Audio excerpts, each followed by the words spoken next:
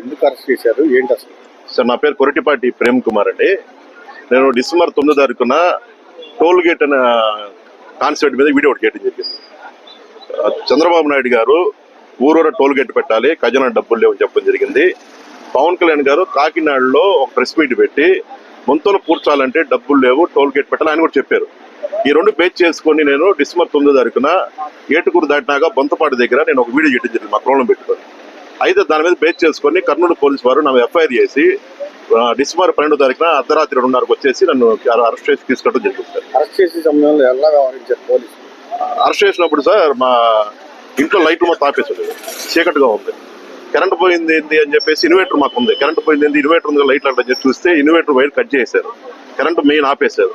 Main ఆపేసి ఒకటే తలుపుని బద్దలు కొడతా ఉన్నారు. స్క్రూ ఊడిపోయి తలుపు వచ్చేసింది. వచ్చినాక నేను బండి మీద లుంగి మీద పనుకొని ఉంటే నన్ను బలవంతుడు పట్టుకొని నన్ను బయట లాక్కొచ్చారు. బయట లాక్కొచ్చే టైంలో మా ఇంట్లో నా కొడుకు, నా కూతురు, నా భార్య ముగ్గురు ఉన్నారు. ఎవరండి మీరు ఎవరైనా అరిస్తే 6-7 ఉన్నారన్నా. సివిల్ డ్రెస్ లో ఉన్నారు. పోలీసులు అయితే పోలీస్ డ్రెస్ వేసుకొని వస్తారు, సివిల్ డ్రెస్ లో ఉన్నారు. మా పిల్లల్ని, నా భార్యని ముగ్గురిని బాత్రూమ్ లో వేసి గడేసి నన్ను బండిని పట్టుకుని బయట లాక్కొచ్చారు. బాత్రూమ్ మరో పక్కన ఇంకో డోర్ ఉంది, ఆ డోర్ వేసుకుని పిల్లల కిందకు వచ్చి ఎవరండి మీరు, ఎందుకు తీసుకెళ్తున్నారు, ఎవరు అడిగితే పోలీసు అని చెప్పారు. కానీ ఎక్కడ పోలీసులు, మేము కర్నూలు వాళ్ళమా లేకపోతే ఇంకో చోట అని చెప్పేసి ఐడి కార్డు చూడలేదు. ఐడి కార్డు మా బాబు అడిగితే పని చూసుకోపోరని చెప్పేసి నన్ను బలవంతం లాక్కెళ్ళారు. గోడలు దూకొచ్చారు ఇంట్లోకి? గోడలు దూకొచ్చారు. తర్వాత గోడలు దూకొచ్చేసి నన్ను బలవంతం పట్టుకొని కిందకి లాక్కొచ్చారు. కిందకి లాక్కొచ్చేసి నన్ను ఇష్టానుసారంగా తిడుతూ నన్ను పట్టుకుంటూ కారు మా ఇంటి దగ్గర నుంచి కొంచెం దూరం పెట్టారు. ఆ కారుకి నెంబర్ ప్లేట్ కూడా లేదు. కారులో నన్ను బలవంతంగా కారులోకి నెట్టేసి నన్ను ఒక కానిస్టేబుల్ వెనక్కు నా పక్కన కూర్చొని నేను కొంచెం ముందుకు పొంగల కొంచెం లైట్ కళ్ళు మూస్తే మోచేతో ఇక్కడ గుండె మీద గ్రిప్స్ మీద గట్టి గుద్ది నా కొడక నీ అమ్మని దగ్గర ఇల్లు అనుకున్నా పడుకుని చెప్పేసి నా ఇష్టానుసారం బూతులు మాట్లాడి నేను అక్కడి నుంచి కర్నూలు ట్రైనింగ్ సెంటర్కి తీసుకెళ్ళి పోలీస్ ట్రైనింగ్ సెంటర్కి తీసుకెళ్లి నా చేతులకి కాళ్ళకి సంఖ్యలు వేసి నన్ను ఇష్టానుసారం కొట్టి నన్ను బట్టల మొత్తం ఊడదీసి కొట్టి ఆ వీడియో ఒక మంత్రి గారికి పంపించాను. అడుగుతా ఉన్నారు, అరే బాబు ఇప్పుడు నేను నీ వీడియోని మంత్రి గారు పంపిపోతే, మంత్రి గారి పేరు కూడా లోకేష్ గారు అనే వ్యక్తి పంపిపోతే మా ఉద్యోగులు పోతేరా, అయినా నువ్వు నా కొడక నీ వెనకెవరు ఉన్నారా, నీకు అంత దమ్మేంట్రా, నువ్వు ఎందుకు మాడుతున్నారా, నువ్వు వైఎస్ఆర్ కాంగ్రెస్ పార్టీ అధికారం లేదని తెలుసు కదా, నీకు టీడీపీ అధికారం తెలుసు కదా, నీకు అంత బలిపోయిందిరా, నీ వెనకెవరున్నారు, జగన్మోహన్ రెడ్డి ఉన్నారా, అప్పిరెడ్డి ఉన్నాడా, అంబటి రాంబాబు అని చెప్పేసి పదే నన్ను బూతులు తెలుసుకోవడం మాడారు. నీ మీద ఏం కేసు పెట్టారు? నా మీద 311 కేసు పెట్టారు. 311 కేసు 5-6 సెక్షన్లు పెట్టేసి నేను టోల్ గేట్ పెట్టి డబ్బులు వసూలు చేశానంట. డబ్బులు వసూలు చేసిన 300 రూపాయలు నా జోబులో ఉండని చెప్పేసి నా మీద ఎఫ్ఐఆర్ చేశాను. నేను డిసెంబర్ 9 తారీఖున నేను వీడియో చేశాను. డిసెంబర్ 9న నేను వీడియో చేశాను, 6 గంటలకు అప్లోడ్ చేశాను. డిసెంబర్ 12 తారీఖున అర్ధరాత్రి 2:30 గంటలకు మా ఇంటికి వచ్చి నన్ను కొట్టి తీసుకెళ్లి నా జోబులో డబ్బులు అంటారు. నేను వెళ్ళినప్పుడు నేను ఒక లుంగి మీద వెళ్ళాను. నేను బలవంతం అడిగితే సార్ బతిని అడిగితే అప్పుడు షర్ట్ ఇచ్చారు బండి మీద ఉంటే. ఎట్లా డబ్బులు ఉంటే నా దగ్గర అబద్ధం కేసు పెట్టారు, నా మీద తప్పుడు కేసు పెట్టారు. స్కిట్ చేస్తే దారి దోపిడీ కేసు పెట్టడం ఏంటి? అది నాకు అర్థం కాలేదు. నేను ఒక స్కిట్ చేశాను, వాళ్ళు చెప్పిన మాట నేను అడిగాను.